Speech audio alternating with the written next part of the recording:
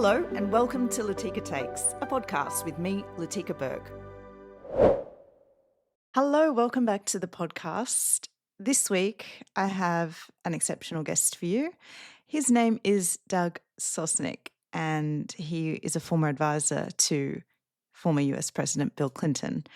Now, you will have seen followers of my Substack at www.latikaandberg.com, a piece I wrote this week about Gavin Newsom and taking the fight to Donald Trump. Really, I think the first Democrat to truly do so. And so I wanted to continue on this theme and explore where the Democratic Party and the movement is at and how they actually deal with this very different, organised, coordinated, and far more deeply ideological, I think, Trump 2.0 administration compared to the first.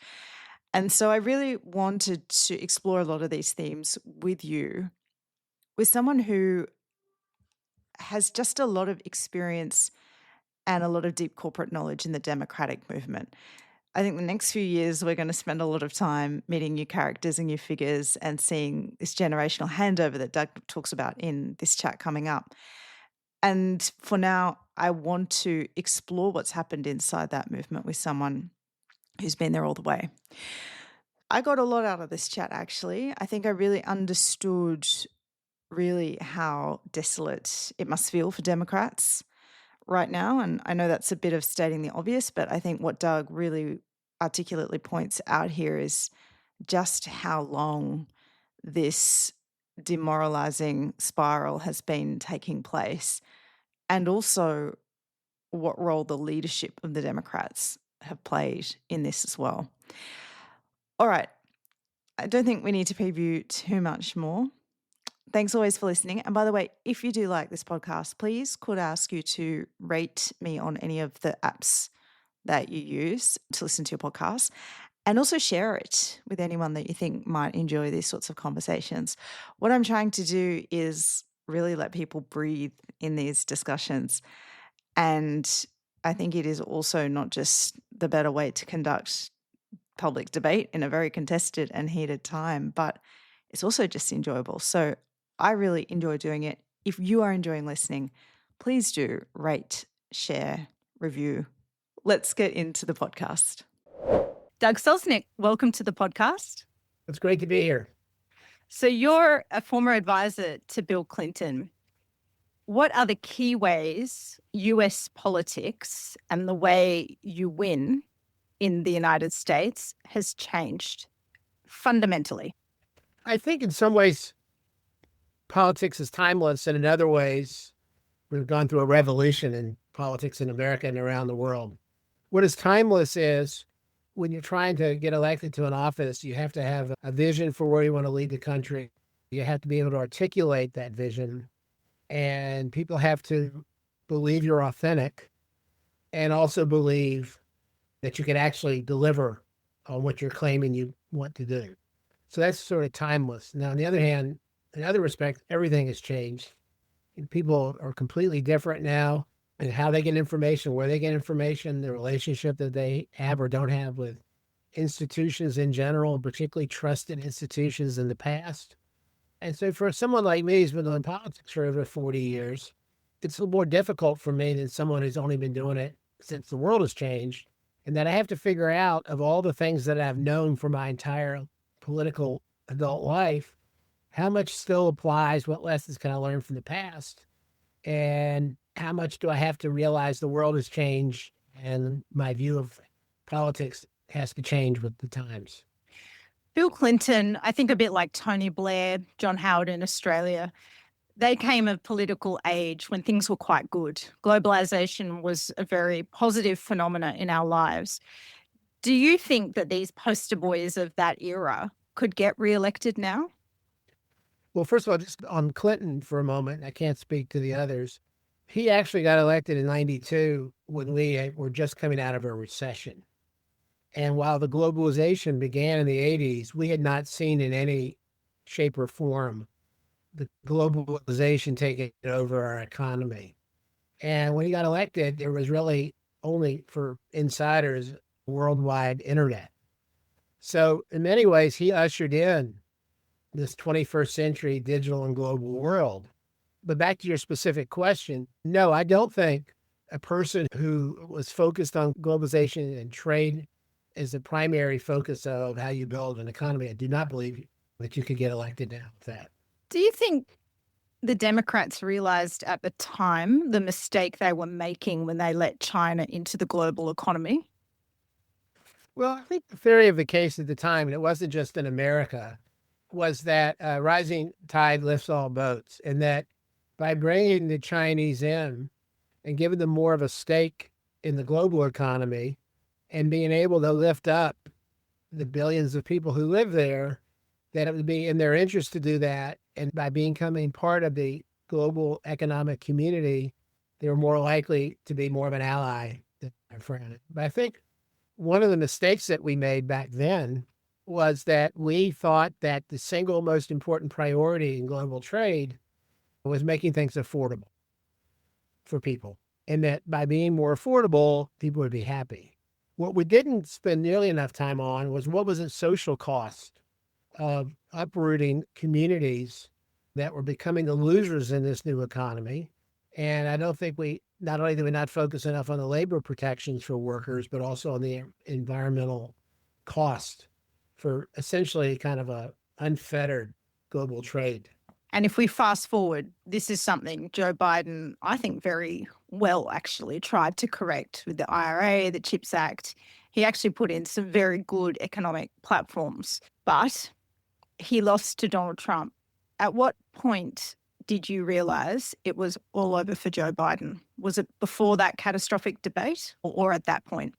Well, just to be clear on Biden, I think that there was one problem that Biden and his administration had, and then there was another aspect to what happened in terms of what the lasting legacy is or isn't of his policies. The problem that he had was that Biden and the administration were never able to articulate to the American public what it was they were doing and why they were doing it.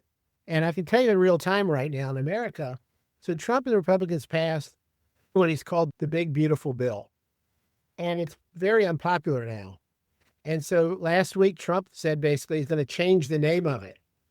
And sent out J.D. Vance to try and prosecute it, right? Exactly. And so they've realized that they, like Biden, have failed to sell to the American public what they're doing and why. The other thing, though, with Biden is in order to make big changes, you really need 2 terms to do it. Because when you make big changes, it takes a long time to implement it and a long time for people to feel it. We saw that with Obamacare. If Obama had only been in office for 1 term, Obamacare would have been undone. Yeah. And actually, Obamacare is like a no-go zone for Trump, isn't it? For all Republicans. And Yeah. So it cost the Democrats hugely in 2010. It cost the Democrats hugely in 2012. And it cost the Democrats hugely in 2014. Since 2016, no one can run against Obamacare and get elected to anything. But it shows you how long it takes to become basically too big to fail. But back to your question, I never thought Biden should run for re-election. I thought it was a huge mistake for him to run again.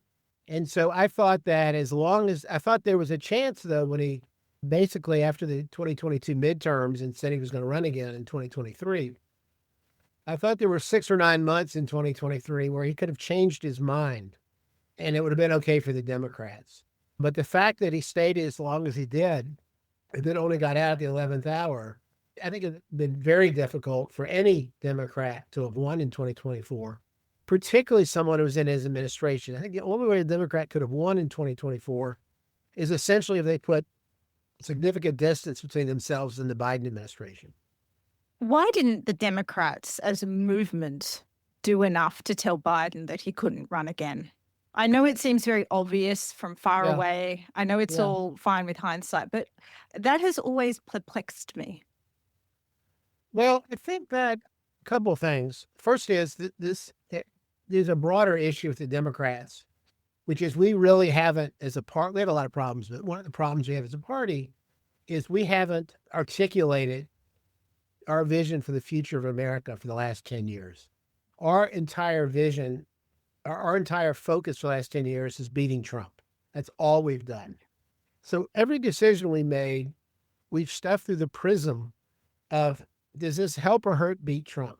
And so we have a long history in American politics of anytime you have a primary for an incumbent president, that party loses the general election. So the worst thing that happened to the Democrats was to have a much better than expected 2022 midterm election. Mm. By having a more successful midterm election than anyone thought, it gave license for Biden to say, see, I'm popular, even though, by the way, Biden had a 40% job approval. And the Democrats did well in 22 in spite of Biden, not because of him. But fundamentally, there was a fear of Democrats undermining their chances of beating Trump in 2024 by primarying Biden. And is the movement changing at all? We're in such, as you said, I think at the start, revolutionary times. Do you see that the Democrats are truly listening and understanding and, more to the point, adapting? Well, look, we lost an election, and it normally takes a party quite a long time to dig out after an election loss. The most recent example was 2009, after the Republicans lost not only the White House after 8 years, but controlled Congress, both sides. So the Republicans were kind of walking around in a daze in 2009. But by the summer of 2009, they got together. And at that point, while they couldn't agree on what they were for, they at least had an organizing principle going forward and being against Obama, which was quite effective in the next midterm election. So for Democrats, we have no leader right now. We just came off of a stinging loss. So there is really no party leadership. And as I mentioned a moment ago, that the party really hasn't stood for anything in 10 years, but also for the last quarter of a century, with the exception of 2008, the party's been dominated by Bill Clinton, Hillary Clinton, and the Obama-Biden administration.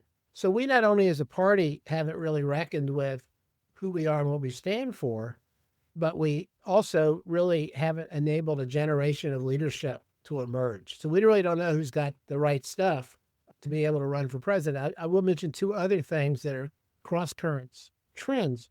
One is over half of Democrats now consider themselves progressives, which is the highest in history. The other trend, though, is going back to 1976, which is now half a century ago, the Democrats have never nominated the most liberal person who was running for president, despite the image. For the last half a century, we've always nominated the most pragmatic choice in terms of who could win the general election. So we don't know now for 2028 whether or not this move within the party is more progressive politics, whether or not that's going to prevail or whether or not it will be more pragmatic. But underneath all of this is a fight. It's really a generational fight. And older generations tend to never gracefully step aside from holding power. But you're watching in real time this generational changing of the guard. What do the Democrats stand for going forward? I mean, famously, Bill Clinton is likened to the catchphrase, it's the economy stupid. But I wonder, actually, is it still the economy stupid? Because Donald Trump is embarking on economically harmful policies for ordinary consumers in the United States through the tariffs. Who knows how the economy will look? He is firing heads of institutions that give independent data and make independent decisions in the economic good. Who knows what will happen to the economy in that climate?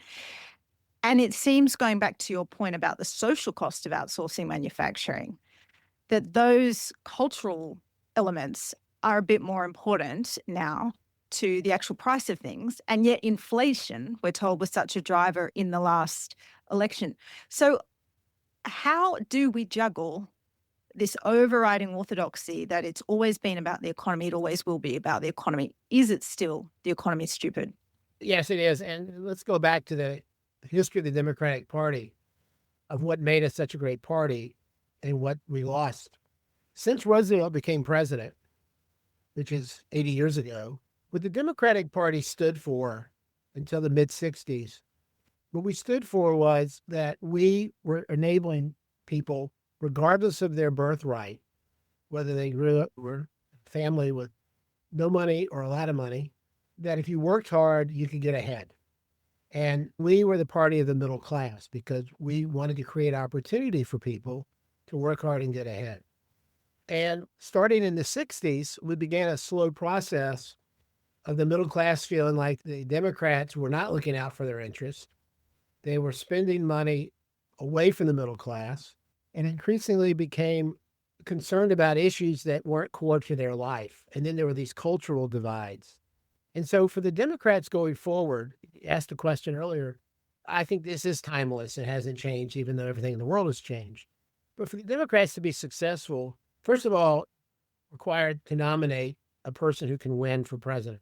You can't, as a party, really stand for anything. So it's all going to be on the line about who we nominate for president. But I think there are two things we need to do. The first is we have to focus on what people care about, and we can't go down these cul-de-sacs of focusing on cultural issues or well outside the mainstream. But the other thing, and this is to me going back to our recent historical roots of success, we have to be the party of opportunity. We have to be able to provide, we have in our country, almost 60% of people in America don't have a four-year college degree. And that number is probably going to increase. And we have to, as a party, be able to create a set of policies that will enable these people who don't have a four-year college degree to become part of the middle class in America and to thrive. And if they work hard, they can get ahead. And that is singularly the most important thing we need to do as a party. So I guess in a sense, yes, it is the economy, stupid. If you go back to elections, with the exception of 2004, which was on the heels of 9/11, and in both the 2022 midterms and the 2002 midterms and the 2004 presidential elections, those elections were largely about foreign policy and who was going to be able to lead America in a post 9/11 world. Every other election, including 2024, going back to the Second World War, have been largely about domestic issues in general and the economy in particular. What are the ways that you see that Donald Trump is vulnerable? Well, first of all, I don't know. In one sense, he's not vulnerable because he's not going to run for re-election.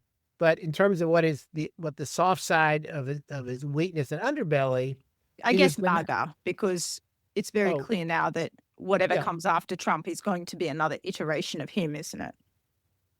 Well, I don't know that there is another iteration exactly of him, but I do think that you're right in the sense that the Republican Party, starting with Trump's victory in 2016, has experienced a hostile takeover of the Republican Party, and it is now full MAGA.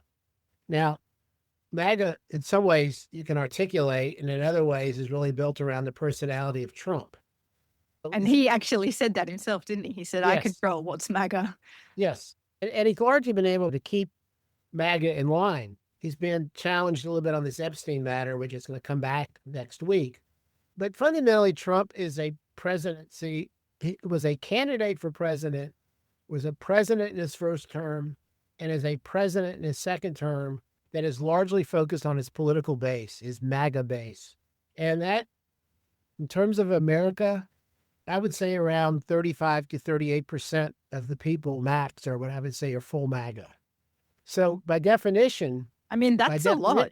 To someone outside of America, that sounds like an awful lot. Well, it is a lot, first of all.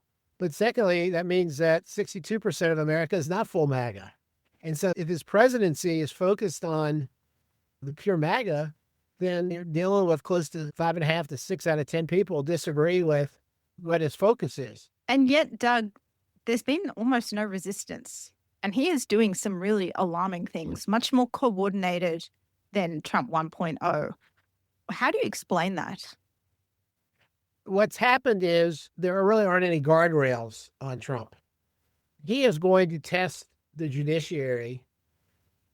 He is testing the judiciary in real time every day to see how far he can push it to bend his will. And he's mostly pleased with how that's going. And Republicans, albeit quite narrowly, have control of both the House and the Senate.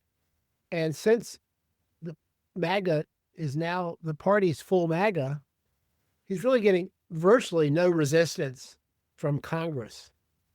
He's also gone after the press. And the mainstream press is far less powerful now in America than it was in the past. It used to be a gatekeeper, essentially, for most of public opinion. That's no longer the case.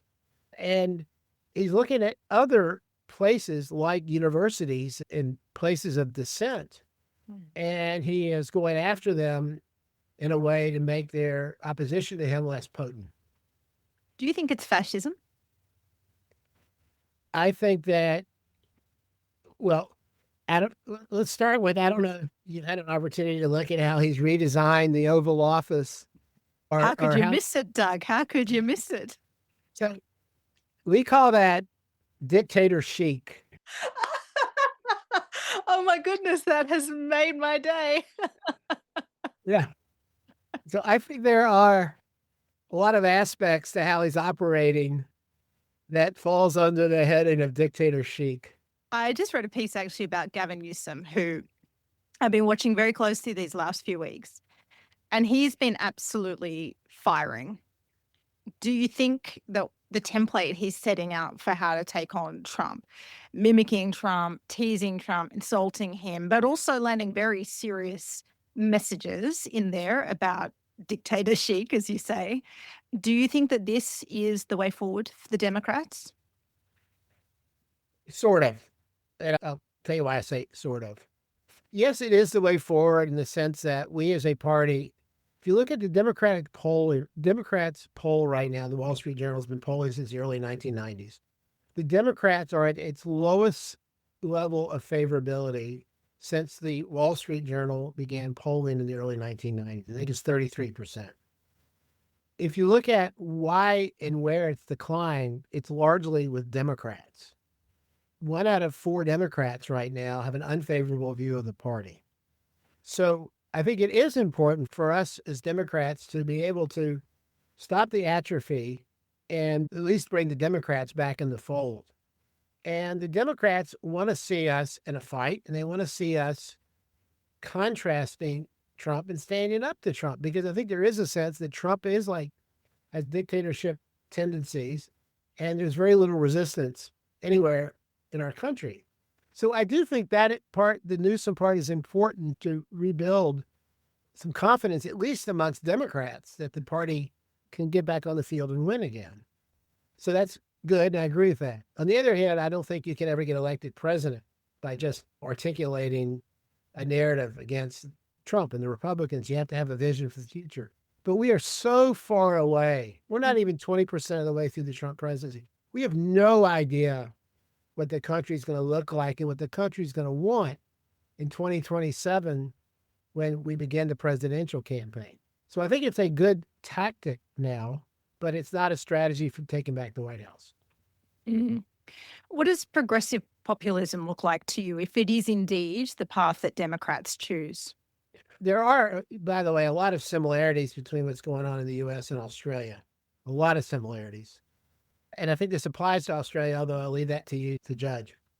The animating ideology in America is populism now. Mm-hmm. And it's populism from the left and the right. I wrote an article, I think almost 15 years ago in Politico called "Which Side of the Barricades Are You On?" And I was saying then, I think, maybe it was 12 years ago, that we were reshaping American politics so that on one side of the barricades could be populist left-wingers and populist right-wingers. And on the other side of the barricades were kind of establishment Democrats and establishment Republicans. And I think that's largely proven to be true. So I believe that economic populism is going to be critical for Democrats going forward, because we have to deal with what people care about. And that is giving people who aren't rich and powerful a chance, if they work hard, to get ahead in a system that's fair and not rigged. And a lot of people think the system is rigged, and obviously Trump says all about that. And you now will see right-wing populists and left-wing populists on economic issues together on issues. You'll see right-wing populists like Senator Hawley from Missouri, who's walking labor picket lines now. Secretary of State Rubio, when he was in the Senate, was walking labor picket lines. You never would have seen that 10 or 15, 20 years ago. So I think that is an animating force in American politics. I don't know when you look at social issues what the definition of populist social issues are, but I think that the populist economic issues is the future for anybody is affordability and not getting stuck talking about these social issues that are either tangential to most Americans or to the extent Democrats have been talking about them, it's not where the country is. And the last thing I'll say on that is one of the most effective lines that the Republicans used when Biden was president towards the end of COVID was the Democrats have spent the last 2 years focusing on what names to change the schools, and Republicans have focused on trying to keep the schools open. And I think that really encapsulated why we as Democrats had lost the middle of America. Yes, you've said it all without saying the W word, woke. Yeah. So I guess from what you're saying is the path forward is an economic populism without the wokery, right? Yes. Yeah, I think I that's mean, pretty universal. in America, if you have money, and this is all correlated to education, by the way, if you have money in America, you have never had more of an education and money. You have never had an opportunity for more upside in your life in terms of opportunity and wealth. If you don't have money and don't have an education, a full-year college degree, your prospects have never been more limited and worse. And there were two things when I was growing up, and I'm pretty old now. When I was growing up, there were two things that were sort of God-given rights if you were an American. The first was if you worked hard, you could get ahead, regardless of your background, as I mentioned earlier.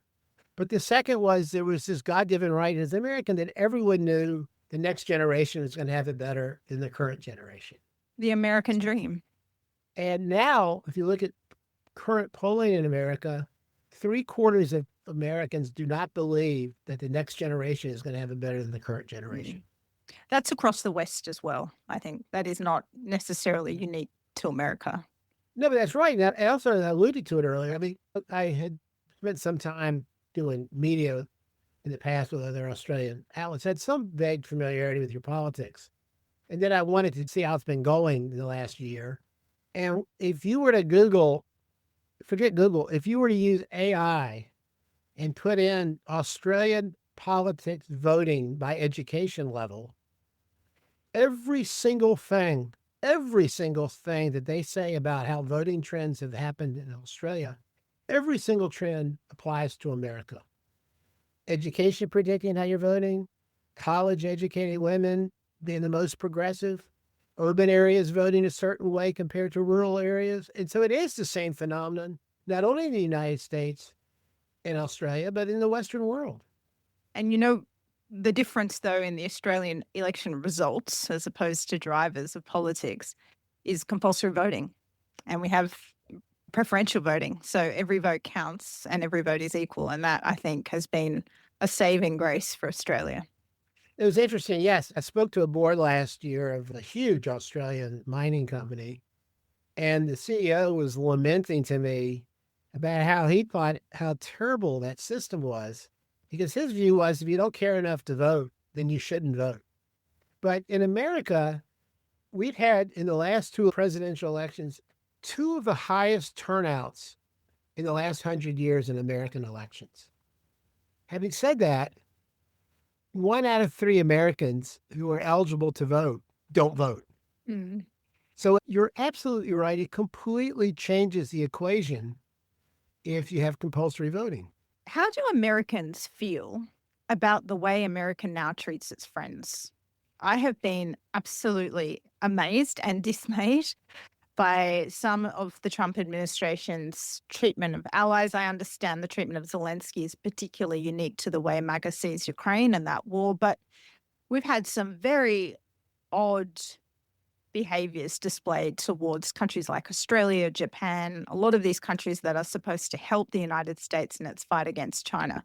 Do ordinary Americans think that what's happening with your alliances is good? Well, first of all, there's quite a bit of odd behavior going on in America that's not related to how we treat our allies. It's pretty much odd behavior across the board. So I'll tell you a dirty little secret about Trump. The dirty little secret about Trump is a lot of his views of the world are popular not only with Republicans, but also with Democrats. So specifically, for instance, if you look at Trump's approach to China, Mm-hmm. it is much different than Biden's approach. Well, Biden actually kind of was changing with the times. If you look at Biden's history as a senator, you look at Obama's presidency, Bush's presidency, Clinton's presidency, Trump's attitude of the Chinese is much different than how the previous three presidents approached the Chinese government. And his approach is far more in line with where the American public is.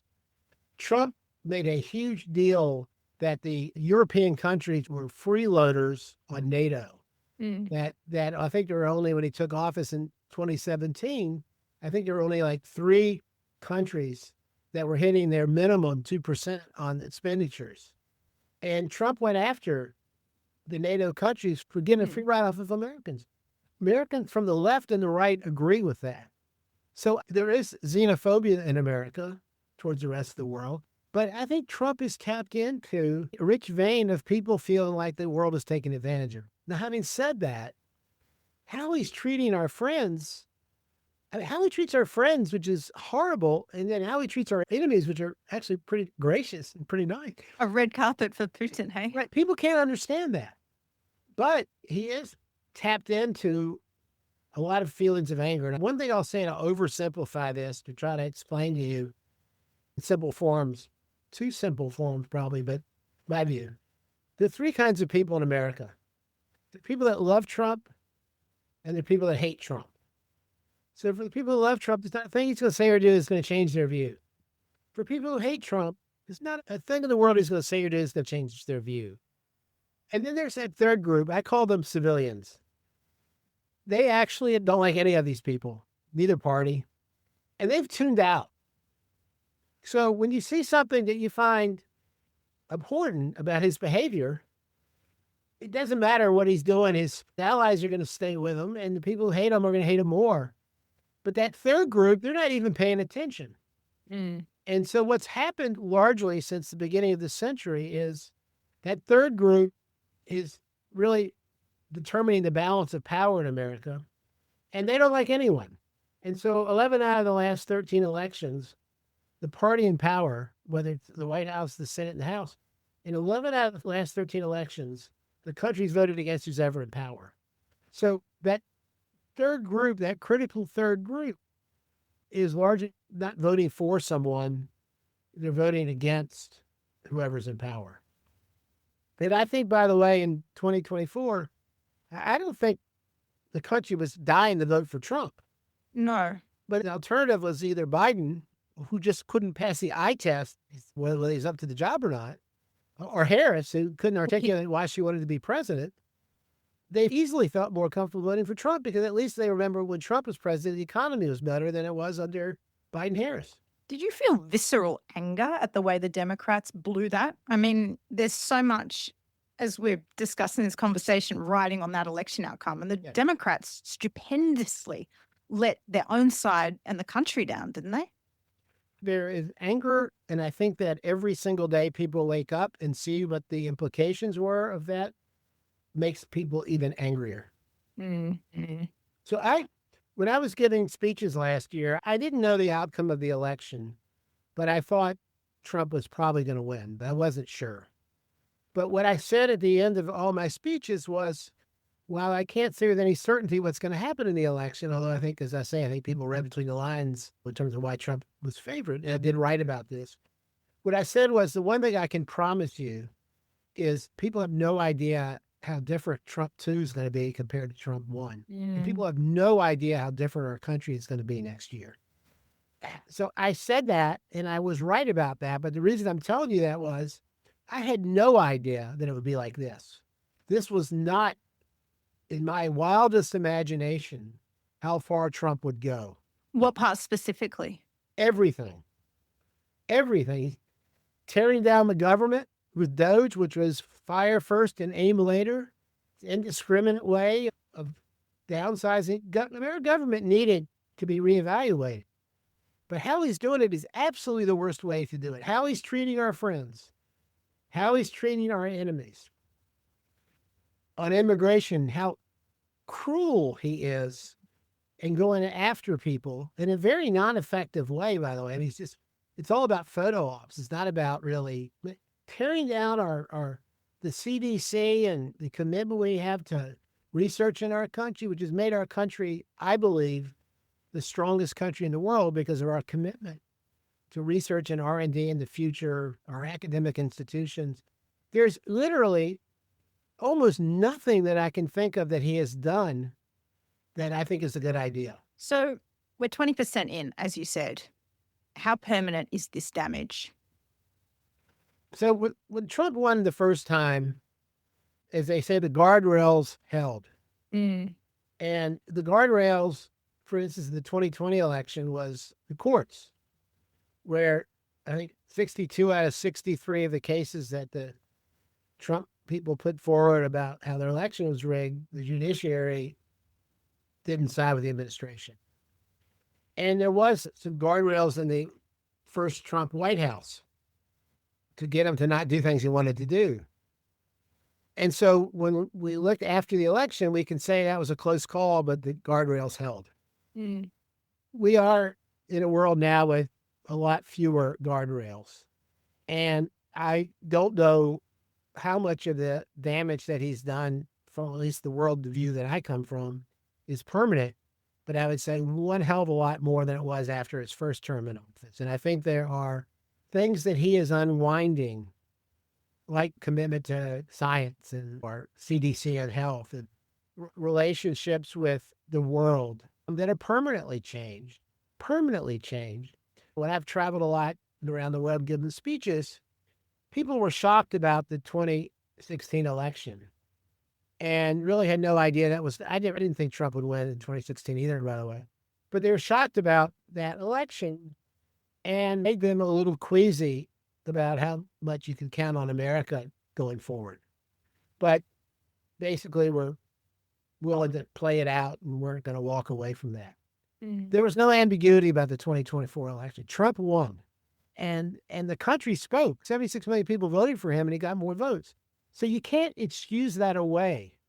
So regardless of what Trump does in the next 3.5 years, and even if the Democrats take the White House back, I think the world, as our allies, will look at America differently than they ever have in the past and count on us like they have since World War II, based on the fact that we have now elected Donald Trump president twice.